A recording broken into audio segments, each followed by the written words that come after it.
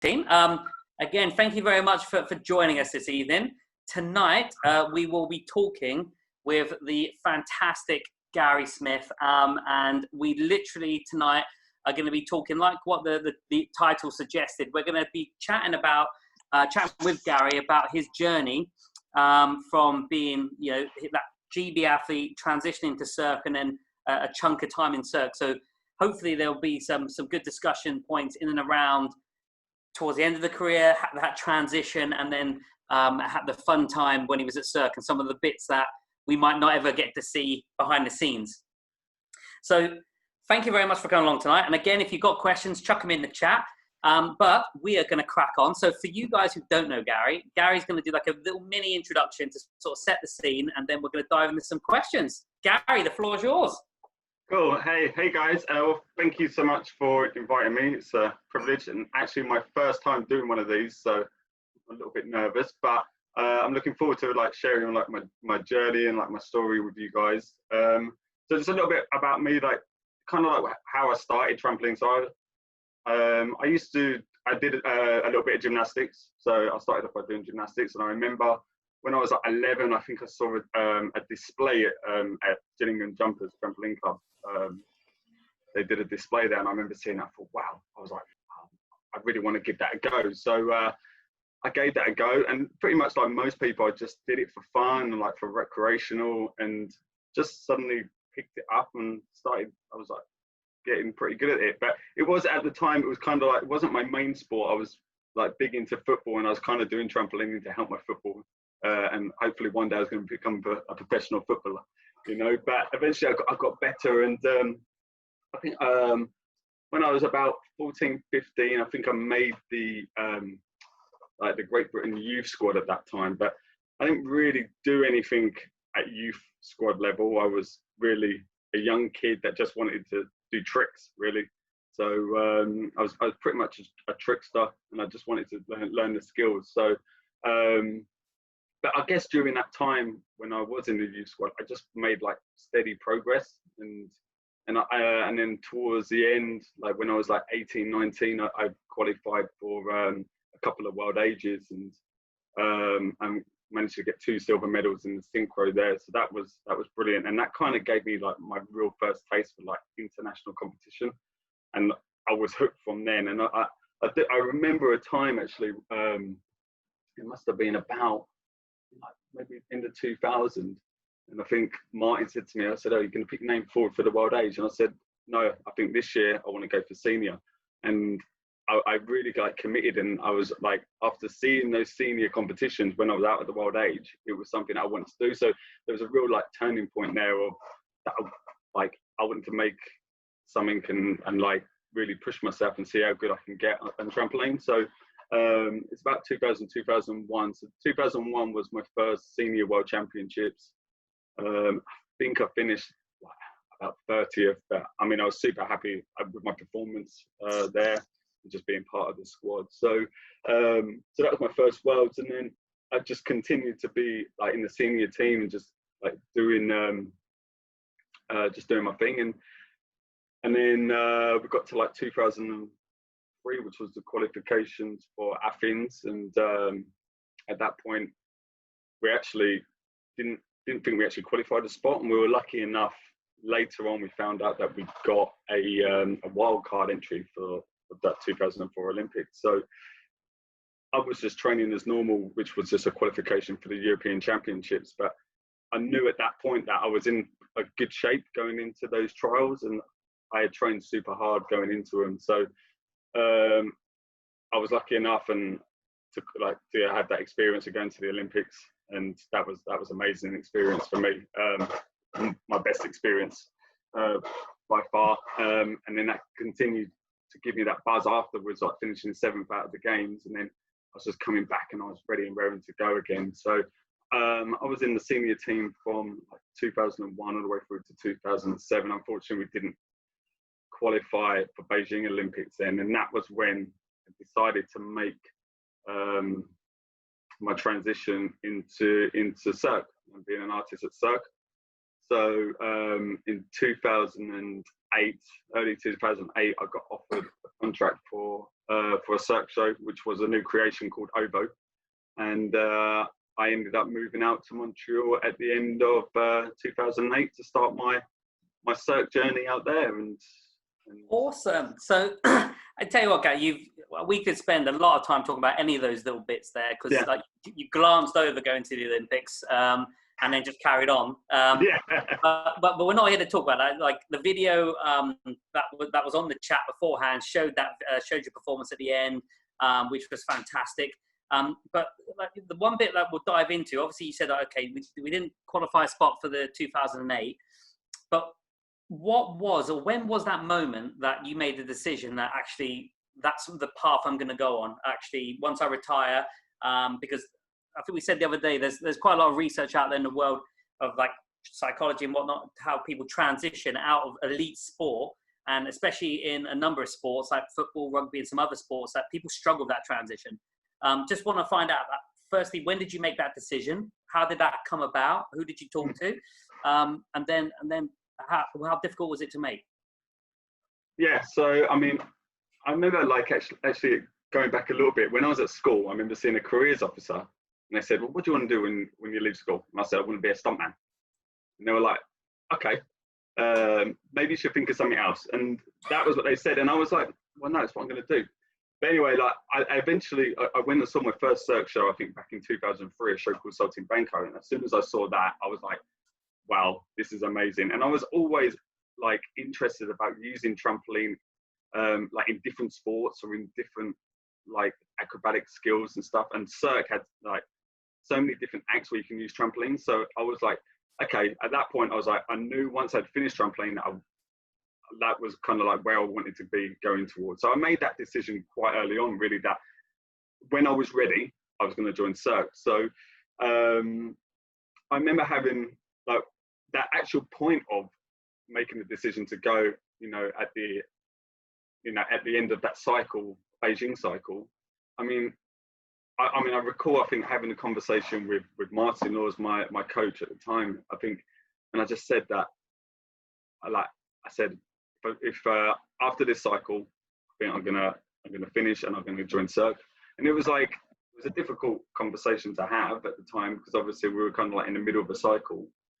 But I think, I was maybe like 28, and I was like, I still was enjoying trampoline, but I wanted to transition and into Cirque. So I made that decision then, but I did commit, and like a conversation went on that I committed myself, no matter what, to that Beijing cycle to give myself the best chance to qualify for Beijing. But knowing that we had a plan and we had a strategy in place to actually transition into Cirque. So Martin helped me like massively with that, and like he was really supportive. Holder Jumpers was supportive, but I was also working there as well full time. Like obviously my parents as well, really supportive of it. So I had many conversations, but that was kind of like that point where I was like, okay, I made my decision. Let's put a plan in place. And I was all about kind of like putting plans and stuff in place. It was never like, oh, I'm going to go now, No, and fantastic. And it sounds like, so you had a good group of people there to help you through that sort of transition and that decision. Yeah, no, like the team at Jumpers was amazing. Like I worked with many coaches there. We had lots of conversations about it, and like even I wasn't even sure whether I wanted to do it before, but we came up with that. We still got time. There's still time. That's not rush into it. And like we say, just put that plan in place, and it worked out well.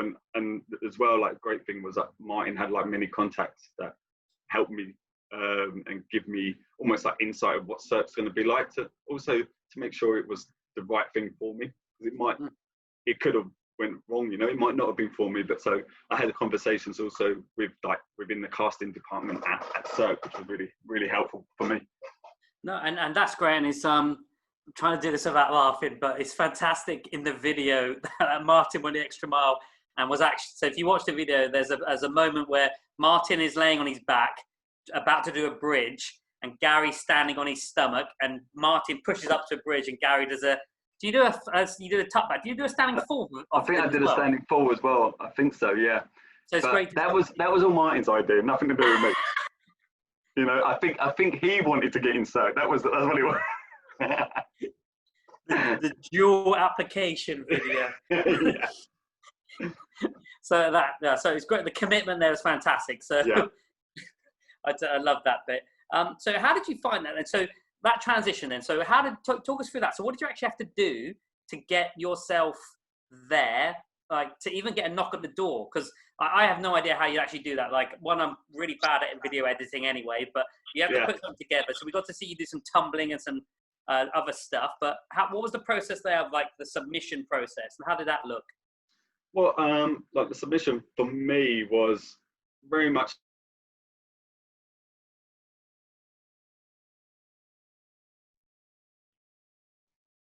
Carry on. We're back on.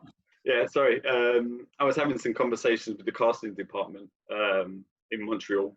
So it was just a case for me actually just to upload like a video of kind of like what I can do acrobatically.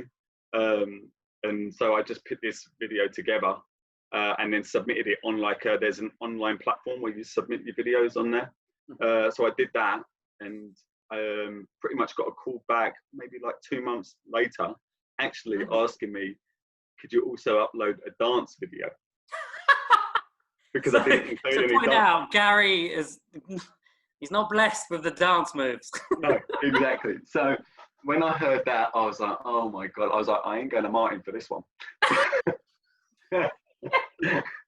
So I found a dance studio, and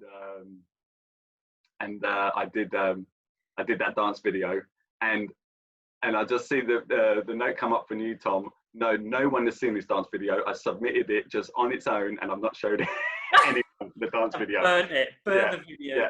Yeah, that one didn't make it on YouTube, but I remember some people from the casting department did comment on it when I did arrive in Montreal. Gary, you're lucky that you're okay on a trampoline, because those dance moves were. Yeah. That's why I didn't submit at the beginning. But then, but like there's other processes, because like I thought maybe I would have had to submit a video, and then sometimes they then invite you.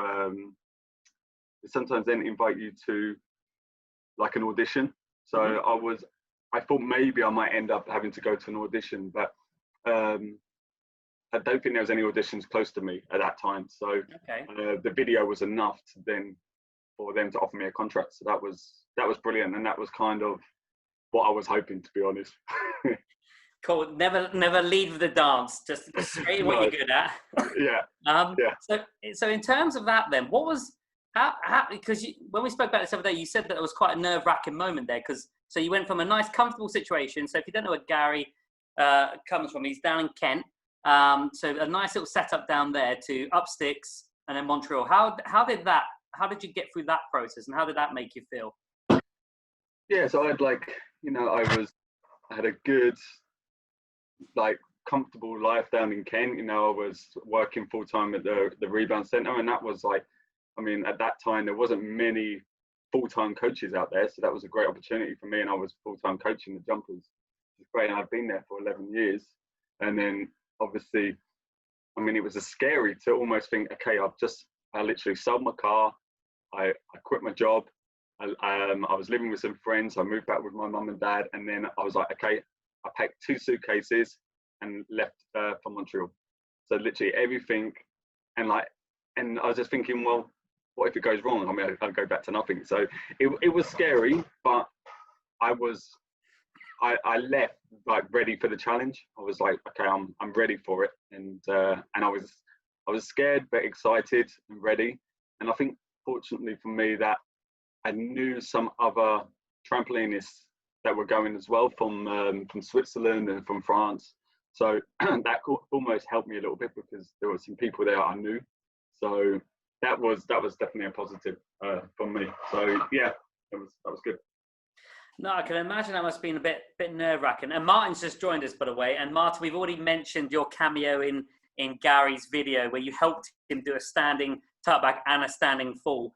And Gary said that was your idea, and you wanted to get in the video. So we've done that already. We've moved on. But on that then, Gary, that must have been so what is the process? So you moved to Montreal, but what's that first bit like? Because you were going into a show, and then there was a period of time, but as you said, it's a bit nerve-wracking going to a place you've never been before. Have you been to Montreal before that? Actually, I was there for they had the World Championships. Oh no, that was in Quebec. So yeah, it was. I mean, it was very cold because I arrived there in the winter. So that was the first thing that that stood out. I mean, I'd never seen so much snow, and I'd never been so cold. I was in pain. It was that cold there.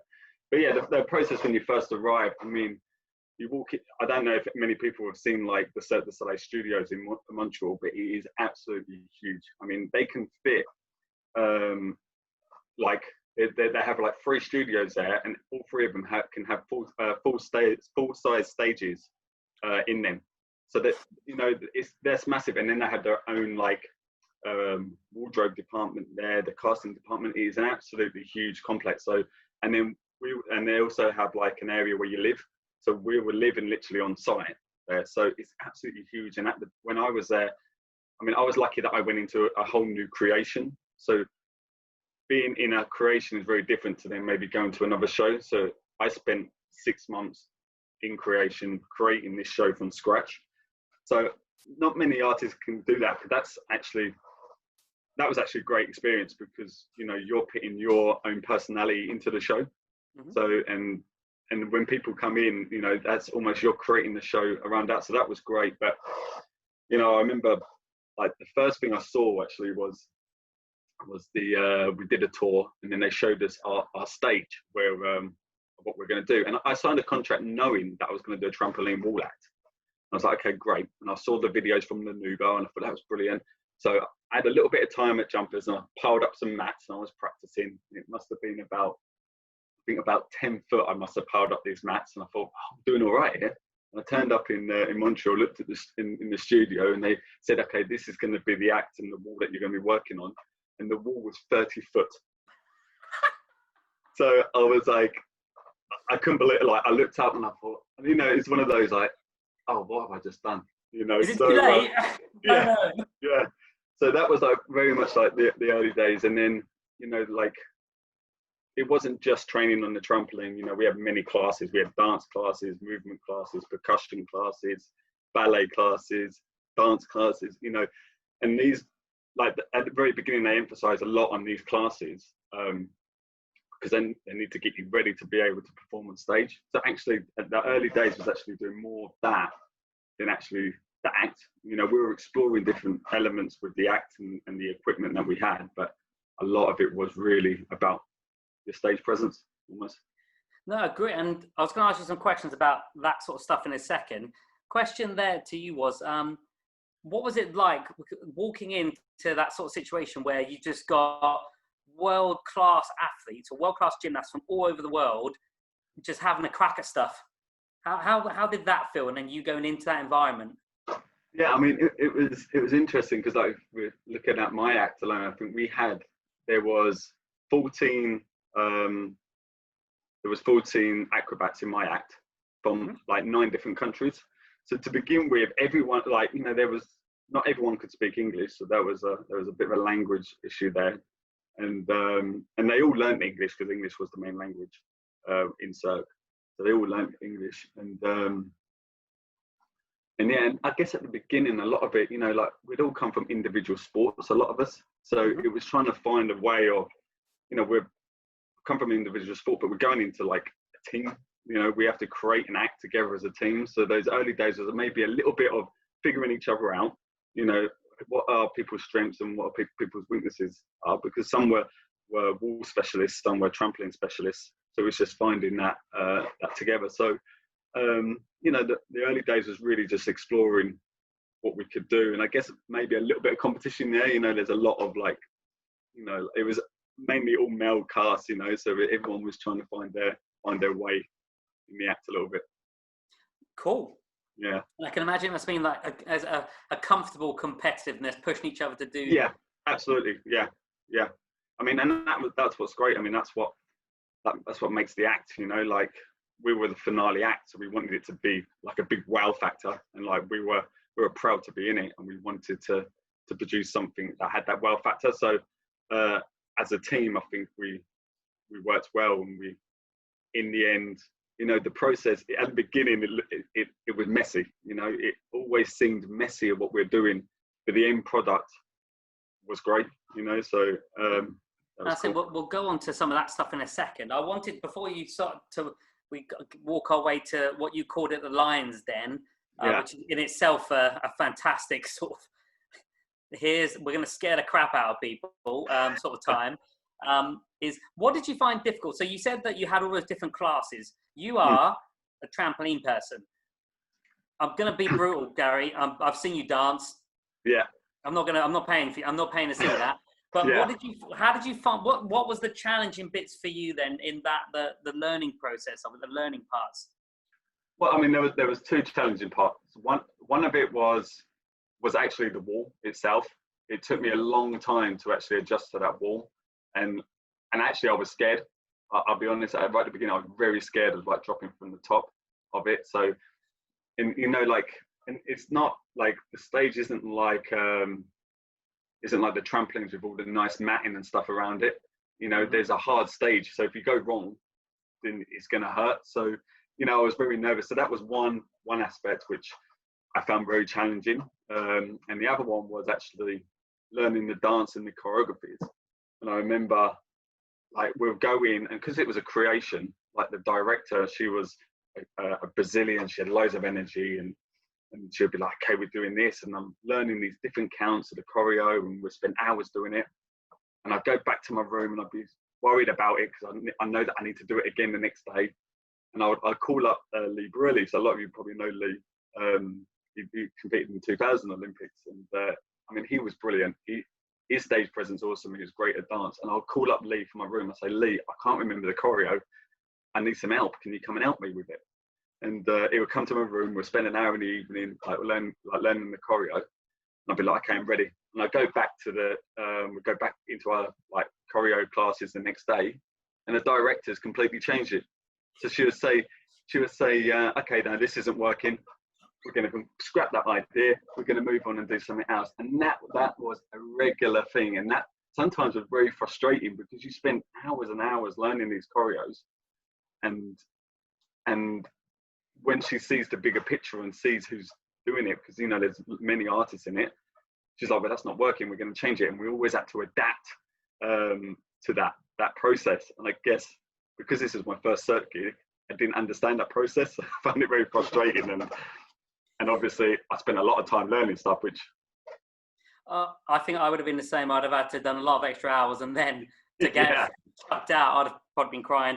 Or probably just put Gary at the back, put him at the back. They can't see him behind everyone else. Yeah, don't worry, I'll put myself at the back. Just dancing backwards. How did you get on with like the costumes and the makeup then? Because that's another massive bit. Because I actually, what did you actually? Were you a frog or an insect? I was a cricket. So so our act was like, we're a cricket. So the show's about insects. So I was a cricket in the show. So I had like a full costume on, literally just this part of my face showing. We all had to learn to do our own makeup. So that was like a learning process in its own right. So we had like lots of makeup classes to do your makeup, and it had to be a certain way, and there was many steps. And I'll be honest, I was pretty lucky that our makeup wasn't that complicated, and I could do it in like 15 minutes. I mean, I know some shows, they would actually spend like an hour and a half doing their makeup, because very complex lines and blending and stuff. But I was very lucky that my makeup wasn't so bad. But then also with the costume, because of the wall and what it was actually a climbing wall, we had to wear climbing shoes. So to learn to jump on a trampoline with climbing shoes, so I almost couldn't feel the bottom of the bed. So it took a long time to learn how to like trampoline using these shoes, because we were still doing like doubles and triple somersaults within the act, but doing that with the full costume and the shoes on, it was a challenge to begin with. But now I actually feel like I probably couldn't jump on the trampoline without them, which is funny. Well, you did spend 7 years jumping with them. Yeah, I was going to say as well, the other bit to chuck in there, one like proper climbing shoes like that, like where your feet are hooved in. No, they were almost kind of, they were quite like thin, like quite thin sole. They had quite a thin sole to them. but they were like Gotcha. a boot. Yeah, it was almost like a boot. Yeah. Yeah. Gotcha. But I was going to say the additional bit there is one, like you had the costume on and the shoes, but then what was the headpiece you had on? Because was that like covering like a lot of your face? Did it obstruct your Yeah, vision? so the whole headpiece would cover up your ears, and then we'll hook under here. So literally like this, only part of my face. And also there was bits that would come out. So like being able to jump on a trampoline, like with your vision, and also you can hear with, and with that, with the music as well. So you had the loud music as well as your headpiece.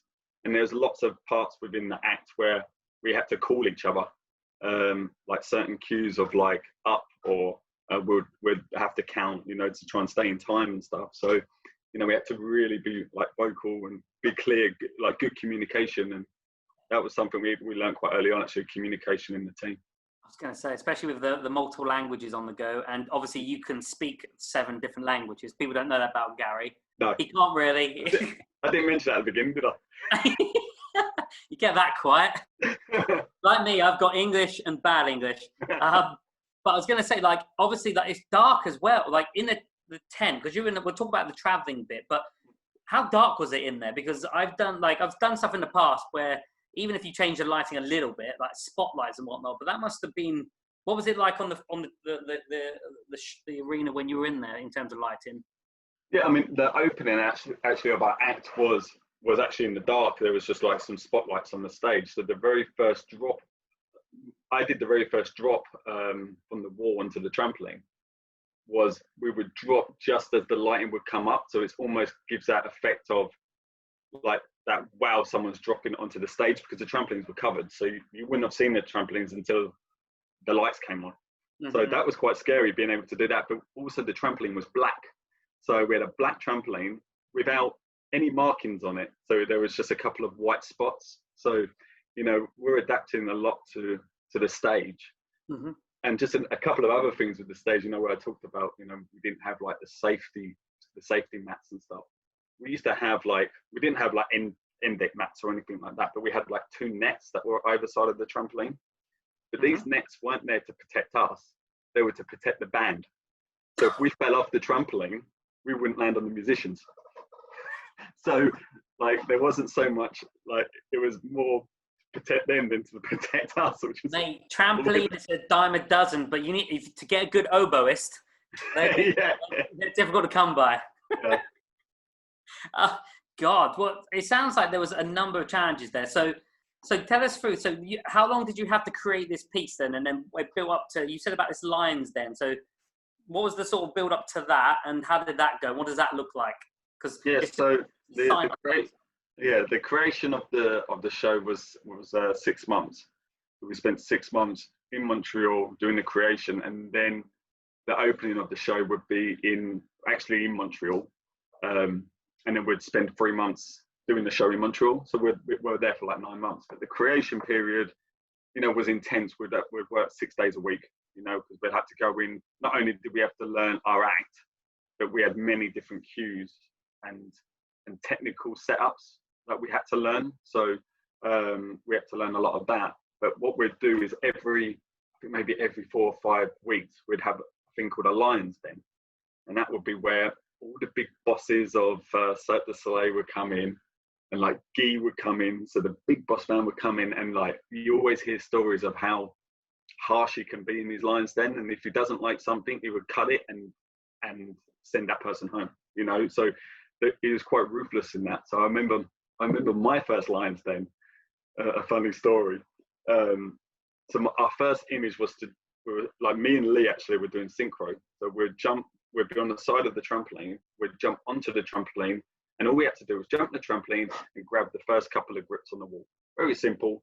And it was just an opening image.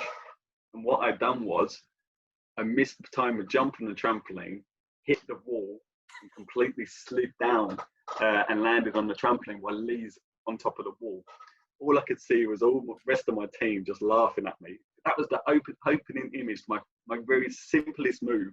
And I had a doubles combination. I had to finish with a triple.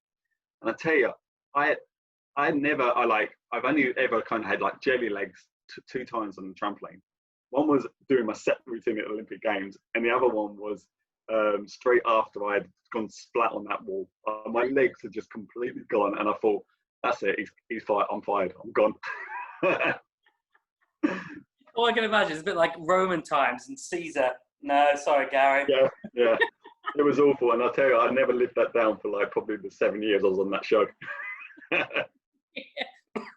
Christ. So you got through that performance, and then what happens at the end? So when do you get the nod or the green light, or was there any interactions between you and the main guy?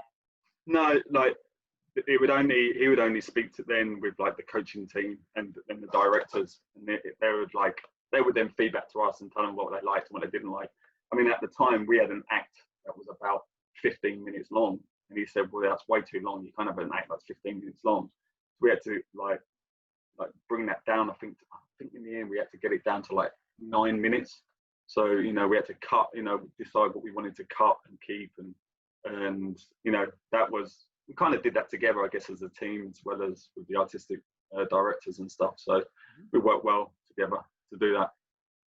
Because the one bit like we've sort of brushed over is the fact that you've got to combine the performance, you've got a live band there, you've probably got the lighting, the cues. I remember when I went out and saw, for you who know him, Gareth Jones, when he was out in Macau doing Zaya, and watching some of the training there, and they were like drilling the cues over and over and over and over and over again, because you know, it's a paying audience and you've got to get it right because that's their first experience of Cirque.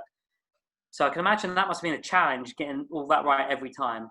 Yeah, I mean, not only were we like doing our acrobatic skills on the trampoline, but we had to be in a character of a cricket. So we had to like create our own kind of character in all these classes that we had done previous, and then try and implement that while we're still doing our trampolining. And then we'd have many other cues within the show, which were actually sometimes more challenging than doing the act, you know, because there were certain positions that you had to stay in for like 5 or 10 minutes, you know, while you're on stage. But obviously you're part of the shows, you have to remain in character, because otherwise it just loses its... It loses that specialty. Because I think the devil's in the detail. I think to organise a tent, easy to organise that, but to get it down to the detail, like of each person having that level of makeup and staying in that position, I think that's where the impact factor comes. And obviously, Martin was a big help in getting you to into that mindset of a cricket, really channeling the cricket within. So, I think Polly just chucked up a question here. What was your normal weekly timetable? Because I think the thing I said about when I saw Gareth Jones out there, and when I saw some of the other ex-GB guys, when I've seen some of the old GB guys on Twitter and whatnot, that's the fittest you'll ever see them. I've never seen some of them so ripped and trimmed. Obviously, that's the job, 9 till 6 days a week. But so, what was your weekly timetable like in the creation part? Oh, in creation, the weekly timetable would be like we'd work like mostly Monday to Friday, and we'd start at like 9 a.m. Probably with like maybe like an hour and a half doing trampoline work, and then we'll probably go into like one of our dance classes. I just see what it's a bit. Then we'll have like an hour into like a dance class, then we'll have lunch, and then we'll probably have like another, like either a percussion class or some staging of some sort, and then maybe another session on the trampoline. And then we'd also, in between that, and this would be down to us, is to keep up our fitness. So then we'd end up doing like an hour in the gym. We had a gym at the residence as well as at the Cirque du Soleil headquarters as well. So, you know, I'd say probably like Monday to Friday, we were there like 9 till maybe 6 most days. And then occasionally we had to go in on a Saturday. But most of the time Saturday would be working on like specific cues. We had like one act, which was like a huge aerial act. But it actually took, to set that act up, it took 40 people to set it up. So that was a combination of artists and the technical team. So that was a kind of and we had to do that within 3 minutes to set up this huge act. So, you know, that took a lot of practice to do that. And then like my timetable, once we got going into shows, the timetable for shows would be, our day off would be Monday. We only have Monday off, so we do shows Tuesday to Sunday, and we'd probably average between 9 to 10 shows a week. So Thursday, Friday, Saturday, Sunday would be 2 show days. So we would go in, like show call would be at like 2:30, so we had to be in there at 2:30, and our first show would be at 4 o'clock. So we have to be there and be ready, prepared, makeup and stuff. And then we would normally do like maybe 1 or 2 trainings a week on the trampoline. So like most of the time it's just act. So we'd only ever really train on the trampoline for 45. We'd do 2 45-minute sessions, and one of them would be optional. And only if we had to integrate new artists, or if we had to put a new element in the act, that we would spend more time like training. But it's like there's only one stage, and so many people need to get on the stage, and it's not just the artists, but it's the technicians as well that need to go on there and do their technical checks and stuff like that. So you know, there's only a limited amount of time that you can actually use the stage.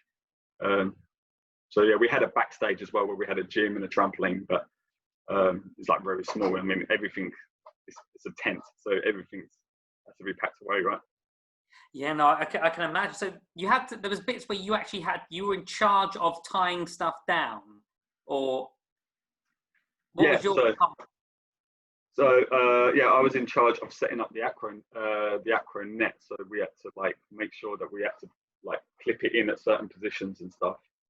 And there was many a times where the net would come out and there'd be a tangle and it'd be a mess. And like that's difficult, you know, when you see that, you've got 2,000 people watching you, and you look at it and you think, oh my God, how am I going to untangle this? And I've got to do it within that time thing. And be the cricket. Yeah, and staying in character. But what makes it worse is that you've got your other teammates around you also looking at you thinking, go on Gary, sort that out. On your own there, mate. Yeah, I'm over here. I'm holding this rope. Yeah, I'm all right. God, so that's crazy. So especially with the traveling, because I think when I saw Gareth it was a stationary one, so it was in Macau in the Venetian hotel or the Venetian casino. That's right, yeah. That's not moving anywhere, so you probably don't have to be involved in that. But I know when he did one of the traveling shows similar to that, that's another role that maybe you didn't think you'd end up doing. Yeah, I mean, when I applied for Cirque, I was open to do any show, but I think probably I was hoping maybe for a touring show. I mean, to be honest, that it was amazing. I mean, I spent 3 years like touring like North America, and then I ended up a year in Australia and then a year in Japan, and we went to a few other countries in between. And what was great about the Big Top show is that it's not like the arena shows where you only spend a week. Like I would spend maybe like 10 weeks in a city, so you can almost kind of like get used to the city. You can travel around, you can see some of it. So I mean, the Big Top life was great, and I really enjoyed it. And Cirque, they really do take care of you. I mean, on site we had like a full-time like kitchen that provided us lunch and dinner every single day, so we didn't have to worry about food. Yeah, so that was amazing. Like they would take care of your lodging, they would take care of your transportation. So you know, we just literally had to turn up at the bus stop and they would get us there, you know. So yeah, so it's awesome. And even they even had a school, so we had like many families on tour, and they even have a school that travels around with these kids. And like this school was amazing because these kids were speaking 3 different languages, some of them, but it was a school of maybe like 6 kids with 2 teachers. Are you trying to weasel in how you met your wife? Actually, I met my wife and she worked in the kitchen. Yeah, that's where we met. Yeah. It sounds crazy. So some of the cool questions now. How many shows did you do? So you were on the traveling one for that same show for 7 years, you said, yeah? Yeah, so I did over, I think it was 6 years I did OVO for, and I think I did over 2,000 shows on that. Yeah. To get a cool jacket for that. I did get a nice leather jacket actually after 5 years. I thought you'd be wearing it, mate. I thought you'd be wearing that right You now. know what I was going to wear was my cricket hat, but I couldn't find it. Nice little steal from the show. It must have been crazy. So So you spent how many years traveling the world? And if you had to sort of say, what was one of the highlights, or like one of the countries you got to spend in, what would you say was your favorite bit? I mean, there was a lot. I mean, I really enjoyed like California. We spent a lot of time in California, and I really enjoyed it there. Just being like in the sunshine, close to the beach. I mean, we had a big top set up. I mean, on Santa Monica Pier, and we were there for 10 weeks. And I remember like where I lived was about a 2-minute bike ride, but it was on the walkway of Santa Monica Beach into Venice Beach. So anyway, like it was amazing. So to do that every day, to go to work was great. I really enjoyed Japan. I mean, like Japan was interesting because it was tough. It was really hard because that was 10 shows every week, and it was constant, and the times always changed. But like just looking back, I actually had a really good time there, and I really enjoyed the culture and stuff of Japan. So there was like loads of places that we went to, and like really cool experiences, and I met so many people on the way. It was awesome. Oh, it sounds amazing. A couple of questions I had to do that same show that many times. How did you like? Did you ever get mentally fatigued of doing it? Because I know that people you get a fantastic rush off that performance. But like if you're talking about the days when you were competing, obviously stuff would change, stuff would happen. But if you're doing the same show, how did you find that, or did you ever find that you got fatigued mentally from it? Yeah, I think like towards the end, I was like tired of doing the show, and that was like why I was ready to like move on and go into coaching. And I think like as you're doing it, I mean, there were still parts of it I enjoyed, and we still had like good fun on stage. So we would always find different ways in the team to make it fun, even though we did the same thing all the time. The thing is, I got like the older I got, a lot of the other artists would actually explore different skills and challenge themselves and add new skills into the act. I got older. The older I got, the more scared I got. So I didn't I didn't do that. But I would spend more time actually like trying to develop myself, like doing some S&C coaching and working with the coaching team a little bit. So like even though you're there, and that was like one of the things that we learned from like being around so many amazing artists from all over the world, is that they're all like professional and skilled at what they do. And what was great is that you'll go into the artistic tent and you'll have like the jugglers teaching the trampoline guys how to do Diablo and stuff like that. And some of them got really good at it, and then you have others like learning to like foot juggle with apparatus and like swinging off the trapeze and stuff, So it was a lot of people learn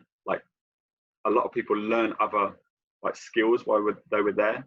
And they even learned like maybe some of the character roles. And you can even do that within the show. So if you got good at it, then you could be backups or even create an act as a backup act. So there is definitely ways, to keep yourself engaged when you're doing the same thing like 10 shows a week, every week, So like obviously it sometimes becomes a job, just doing the same thing, but there is ways of keeping yourself engaged. Yeah, no, cool. And in terms of that, how did you find what's the most shows you ever did in 1 week? Because I can imagine obviously it goes up and down with demand. So would you find out? So you did a basic level of X amount of shows every week, but then if they sold a ton of tickets, would they just say, cool, actually we need to put another show in? But what was the process there? Did they come and ask? Because obviously, Gary, you were in charge. They come and say, Gary, can we do a couple more shows? You said yes. We'll crack on. No, if only. I would just say, yeah, can we just do a maximum of 8 shows a week, please? That would be ideal. But no, I mean, it just depends on the city, really, on how many shows we did. I mean, some cities just sold better than others. So if we were selling well, they would just open more and more. They call them options. They would open more optional shows. And we actually did. We did this once, actually. We actually performed 3 shows in one day. We literally, and that was on a Saturday. and then we had early shows on Sunday. So we almost performed 5 shows in like 24 hours. But we never did that again because like there was a lot of like fatigue. There was a lot of like some potential injuries that could come out of it and stuff like that. So that's the other thing, you know, by doing these shows, as you know, like managing your recovery and injuries and stuff. I mean, we had like a PMed team there that helped, gave us support and stuff. But a lot of it, I mean, you get offered a contract, you have to take care of yourself if you want that contract to be renewed again. You know, it's your job, you know, so our job would be to like take care of ourselves, so we'd have to make sure of that. Yeah. But I mean, I was lucky that I didn't have so many injuries, just a couple of little tweaks here and there, and I was out of the show. I think for the longest, maybe I was out of the show for like a month with a broken finger. But that wasn't even doing anything in the act. That was just doing something silly backstage. Oh. Yeah. Limp finger Gary. Yeah. So in terms of all the shows that you did, what did you have any funny moments on stage where you were there thinking, what is going on? I mean, there was a lot of moments where, you know, like you'd think after doing like hundreds of shows that you would get the choreography down. But there were some days where I would literally, my mind would go completely blank, and I would be standing in the middle of the stage, completely forgot what I'm meant to be doing. While there's people moving around me. So there was often occasions like that where my mind had just gone blank, or maybe I was thinking about something else and I missed my cue. And I do actually remember there was a cue in the act where there were these huge poles, and we had to go on and just dismantle them off the stage at certain points. And we're, you know, in the backstage area, we kind of like, we spend time like on the red carpet, and that's where the TV is. So you're looking at the TV like and listening to music, knowing when your next cue is. So I'm sitting there just waiting for my next cue. I looked up at the screen and I see one of the crickets ran out to the pole, and it's like a 3-man job. And then I saw the other one run out, and I think, oh damn, I think that other person's meant to be me. So I'm watching it on the TV screen, 2 of my mates struggling to get this huge heavy pole out while I'm sitting there watching these 4 guys. Nodding. Yeah. So when they came backstage, I'm like, sorry mate, okay. That's all I could, I'm sorry. I can imagine, like, so someone's just signed a contract. Okay, your role, you're going to be in the trampoline act. Your secondary role is Gary's minder. So if he does get lost, just herd him, point him in the right direction. Hey, but you know what? There was many other people that did worse stuff than that. There's lots of bloopers. People forgetting like headpieces and stuff like that. I can imagine that there's a nice comedy reel in there as well. Yeah. What was the craziest thing you ever did then? Because I can imagine you just stuck to the trampoline. You didn't learn any other skills. You didn't do juggling. But what was the craziest thing that you had to do? I think. Apart from jumping off a 30-foot wall. One of the craziest things we did actually in creation, this was, and we never put it in the show. We did it a couple of times. So we have the wall, this huge wall, and we had 3 trampolines. So there was me and another guy placed on the wall here, and one of us would, like, we'd be like in a sideways position, and we'd jump off and do a half turn onto our backs. So the guy on the top would do one onto the one trampoline, and I would do one on the other trampoline, and I'd do a ball out, and he'd do a briny ball out over me. So the timing of that had to be so on point. And like looking back, I can't even believe we did it, because it was so dangerous to do it, because the middle trampoline wasn't even a normal size trampoline, and we're returning to opposite trampolines. So you know, if he wasn't high enough and he clipped me while I'm rotating, then we both would have just hit, and we would have both stopped rotating and collapsed on the floor.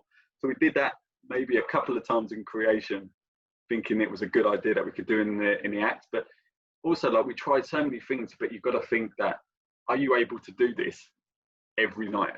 So that, you know, there's almost a question you need to ask yourself: is this something that can be done every night? So that was probably one of the craziest things I've done. And then in the act, just a lot of, like, we did a lot of like moments where there's like we'll do things together where we're doing crosses and stuff, which we're so tight, like, and we're so close to each other, and like so like the timing of it. It's more like just the image, really. The image looked great. It wasn't like a big skill, but because it was so tight, I think that was probably what it was. Great question. Did you ever have a costume malfunction? Because I know that obviously, like the behind the scenes at Cirque, you have you have the people who are doing the costumes every day. You probably had little face mold, so everything was like fit for purpose. Any malfunctions? Well, the biggest ones for us is that I forgot to mention this about our costume is that we had these huge legs attached to us at the back. So they were just so if you turn around, you always hit someone. So you've got to think about yourself like this wide almost. So I think a couple of times, like the bolts would come out of those legs, and then there would just be, as you're running off stage, the legs would just be flapping around. So that happened often, I would say, for me, actually, the legs kind of breaking. They were always a challenge in the show because they just took up so much space, and there was always 12 of them. Is that it? That's the one, yeah. So those huge legs. So that was the costume I had to wear with those legs doing the cues, and they would get caught on other people's legs, and there was all kinds of issues. You had to do it's a heavy costume. Yeah. What sort of stuff? You did tricks in that? No, well, during the act we'd take the legs off. You still got something covering a lot of your face. Yeah. Were there moments where you had to sort of say to people, "Yeah, that's not doable"? Yeah, I think a few times at the beginning because the artistic director, I mean, she was brought in like for her choreography. She was a famous choreographer in Brazil, and the show was actually about like with Brazilian music and had a Brazilian theme to it. She didn't know much about acrobatics, but she would always say, "Oh, I want you to do this to this beat of the music." I'm like, "But we're trampoline. We can't like do that, we don't know when we're going to land or at what point, so we can't do everything to the beat of the music." So they were like constant battles that we would have with the director. And in the end, what was great is because we had a live band, the band would actually play the music around the act. So they just like managed it that way around, really. That was better for us. It's always interesting seeing the outside world, because we not comparing my life to Gary's Cirque Su Soleil life. We did a thing for like Doctor Who was filmed in Wales, and they did like a side project, and we ended up doing an advert where it was an advert within a program. And we go to this sports hall somewhere in Wales, and they're like, "Cool, we're 4 trampolines."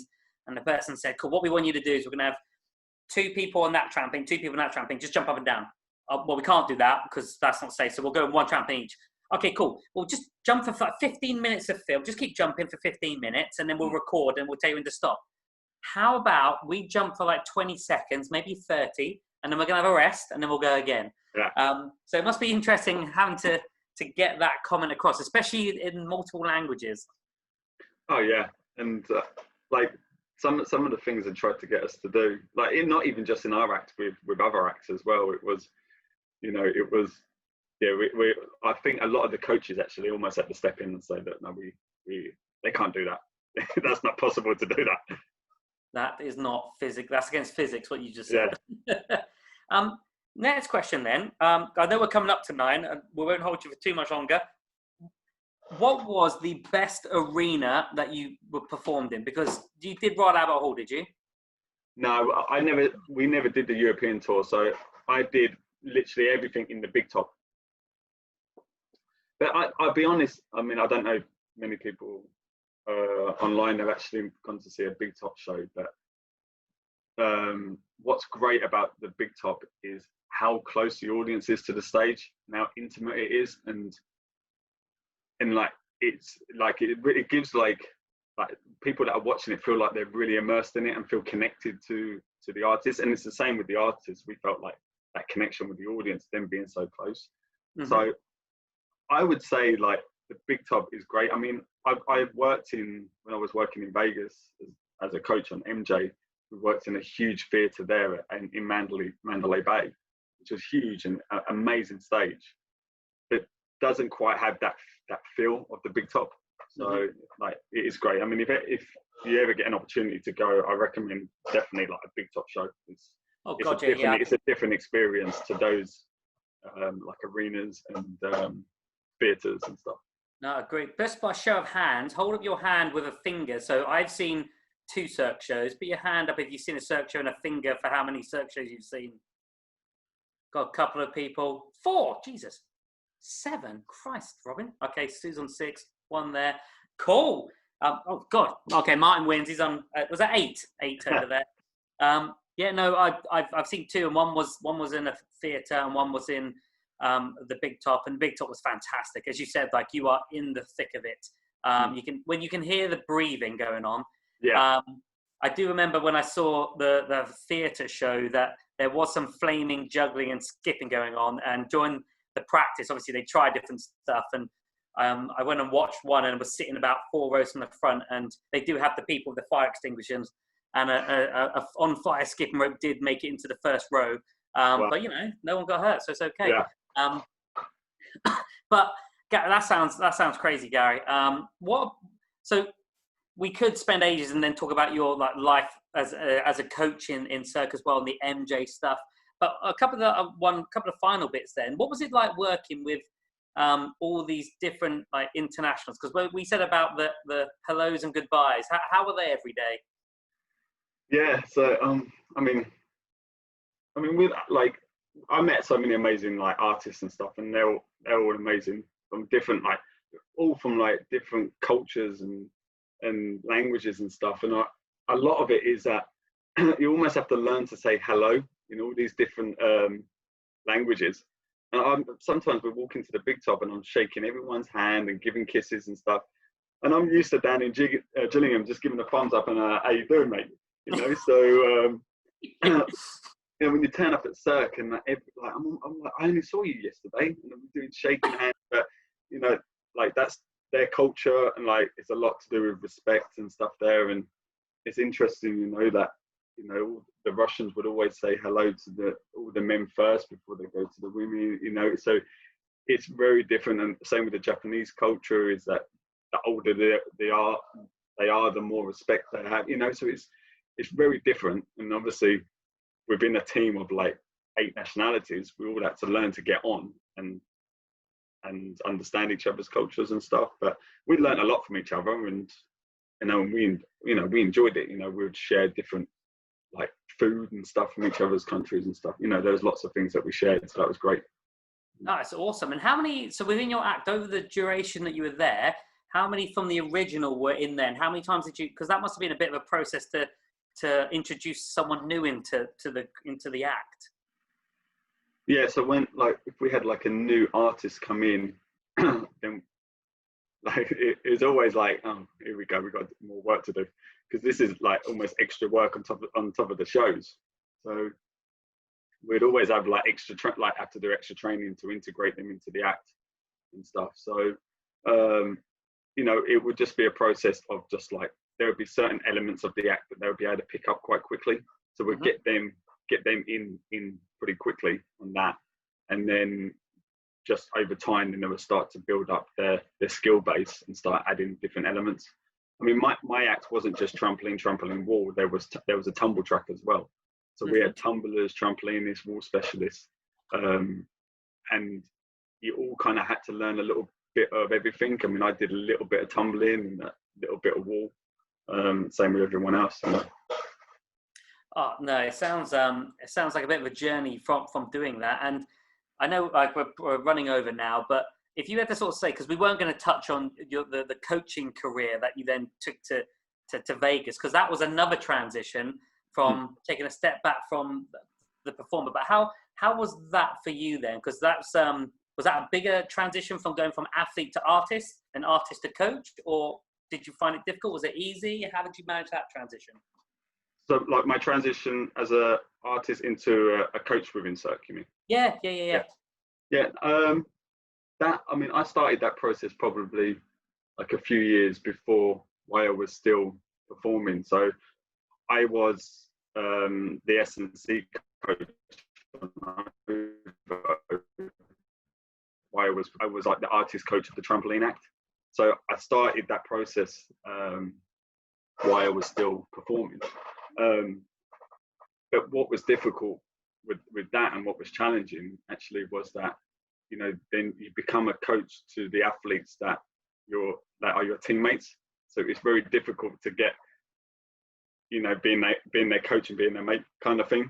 So that dynamic, especially when you started off as a creation together and you've gone through that process together. So that was a challenge at the beginning, but, you know, we work around it, and we got through it. And then I guess that was the same, I guess similar to when I went into another show, because I ended up coaching on another show called Curious, which was a touring show. But I was an assistant coach on that one. And that was actually a really positive and great experience, because I actually learned other skills there. I learned to become the backstage manager as well for that. So I was also like kind of running the show from the backstage as well as being a coach. So I got to see a different side of the show almost, you know, because you know, you're on like headset with the technical team, with the stage management, with the front of house, to like almost run the whole show as well as managing the artists. So I learned a lot from that too. So that was good, you know, because like within a show you've got over 100 people like working at once. So, you know, being able to communicate, you know, so that was probably like one of the big things that I've learned, is that communication. No, it sounds like there was opportunities whilst you're performing to take on different roles to develop. Was that like a common thing, or were you sort of an exception in there? No, that was common. There was a lot of like other artists that would do similar things, whether it was they wanted to learn a new act, or whether they wanted to do some backstage stuff, or even some technical work. A lot of people wanted to go down, look at like being a rigger or a sound technician. Mm-hmm. So there's a lot of like that was a whole different part of Cirque, but like the technical team on the touring show, there's over 50 technical team that travel with you, as well as like they also hire locals when you're in each city. And then when I was on MJ1, there was, I think, 70 people in the technical team. And like, so it's like, you know, you're managing, you're working together with the artists as well as the technical team to get on this huge production. Oh, it sounds like a mammoth production. And in terms of when you were in that traveling show, what was the community like there? And so in terms of how many people were in that community? Because obviously if they were having locals join in, great. But in that core like unit of people, how many were there? And what was that sort of like? Because I can imagine it did turn after that many years into a sort of a family sort of situation. Yeah, I mean, I think there on OVO there was 127 people toured. So that was the big touring community. You know, and that's not including their family members. You know, because a lot of them had their wives and their kids on tour as well. So yeah, so it was a huge community, and like the logistics of it. And like I mean, I started off just like interesting. Like when I was on tour, I started off with 2 suitcases. So I left from Montreal with 2 suitcases. I ended up with 10 suitcases after that time. So like some of the stuff that people would tour with were unbelievable. I mean, I had at one point I was touring with my golf clubs. And I had a projector. I was touring with a projector and a PlayStation, you know, and my wife Janet, she was traveling with a sewing machine and like an arts and crafts suitcase, you know. And we got to a point and we're like, every city we had to pack this up away. I was like, Janet, we need to downsize. This is getting out of hand. It was when the taxi driver said, "I'm not a removal company." That like one taxi driver said that. "I'm not a removal company. I'm not taking you." So that was with our 10 suitcases. That was the moment you realised 10. That's the moment I realised that it's 10's too many. Yeah. 9 is a push. 10. Yeah. Like, put the camels back. It was when he was lugging the sewing machine. Yeah. Christ. Well, I can imagine it must have been a fantastic community though, and you've like got a lot of lifelong friends from just that period. Of traveling around the world, which I can imagine was amazing. But on that bombshell, Gary, we'll finish up there. I know people have written some other questions. I've got some other questions to chuck to you. But if you had to sum up your time in Cirque in like a fantastic phrase, or how would you sum up your time? I would sum it up as I guess just like it was just like fast paced, high energy, and a lot of fun. Beautiful, Gary. Thank you very much for spending an hour and 10 minutes with us talking about your journey. Let's give Gary a little clap there. Thank you very much, Gary. Brilliant. Thank you so much for having me, and I enjoyed sharing my stories with you guys, and yeah, I look forward to seeing you on the circuit when we all get back. Yeah, we will hopefully be back at some point, maybe not this year, maybe next year, but it's always fantastic to chat to you, Gary, and it's beautiful. We could have spoke about a lot more stuff as well, but we will sign off there. So thank you very much for your time. This will get recorded. I'll send it to Gary to check, and then hopefully we'll post it online for people who weren't able to make it. But we've got other questions which I'll ping over, and if you're happy to answer them, Gary, I'll chuck them to you. Yeah, brilliant. Well, thanks again, guys. Take care. Thank you very much, everybody. Bye. Bye. Well done. Thank you.